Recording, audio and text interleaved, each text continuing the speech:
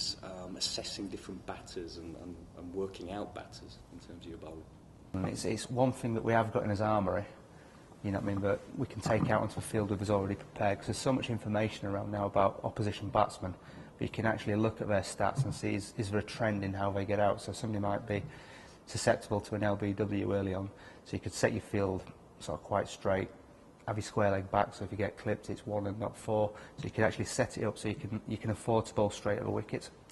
But I mean, there's telltale signs that you can see when you know what I mean, if a new batsman comes to the crease and you can see his bottom hand's right round the back, the chances are he's going to be a leg side player. So it means you could possibly drag him out to be offside, getting caught slip. So you constantly watch him, and where are the strengths, you try and get them out of their bubble and make them play to their weaknesses rather than to the strengths, and literally try and cut their strengths out of the game and make them do something different. But there's certain signs you can watch. I mean, have a strong off the back foot, have a strong off the front foot. So if they're strong off the back, you try to drag them forward all the time.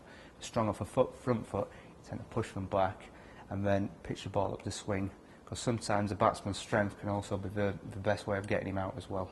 So if you're pushing them back, pushing them back, pushing them back, and you pitch one up that's swinging away towards slip, his eyes light up, he goes too hard at it and he nicks it. So what you're saying, there's almost a plan to game. You're quite happy to go for the odd couple of boundaries, feed them a couple to line them up. Of course you will, yeah. I mean, if the ball's swinging to get wickets, you've got to pitch it up. And if the ball's swinging, you'd rather be driven than cut or pulled. You know, I mean, if it's swinging, it's almost criminal to get cut or pulled unless it's a genuine bouncer. But if the majority of your balls are back of the length, there's no way that you're going to get anybody out by, you know, I mean, you're wasting the ball basically. We've talked about being patient as a bowler. Obviously, working as a partnership with the bowler down the other end. How key is that? It's massive. I mean, to be able to build pressure properly, you need both bowlers working in tandem. Really, it's no good one guy bowling a maiden over, the other guy going at 5-6 and over, because there's no pressure on the batsman to score from the other end, so to speak. I think the stats say if you bowl 7 maidens, you get a wicket. And the higher up you go, so you go from first class to test cricket, it may be 11-12 over maidens before you get a wicket. So it's key that both bowlers can work together. You know, I mean, we use a term that we hunt in packs. It's a bowling unit, and we're always working for the bloke at the other end. If you can build pressure, one of you will get wickets. And it shouldn't really matter who gets them. It's always nice to get a bag full yourself. But if you both work together, or all the bowling attack works together, eventually it will be your day to get that 5-wicket haul. But like I say, if you've got one guy doing his job and the other guy's going around the park, you can't build pressure, so it's key that they'll work together.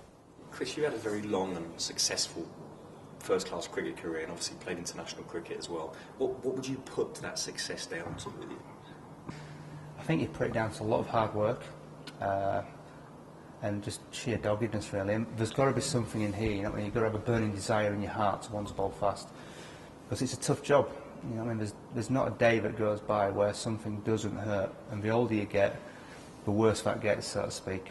And if you can imagine, flat wicket, sun's beating down, not much happening for you, and you've got to charge in.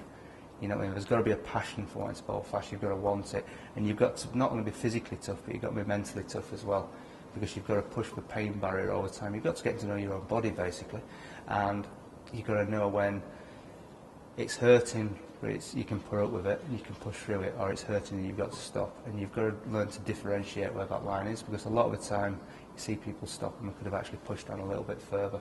And it is a hard job, and like I say, you've got to have a passion for it.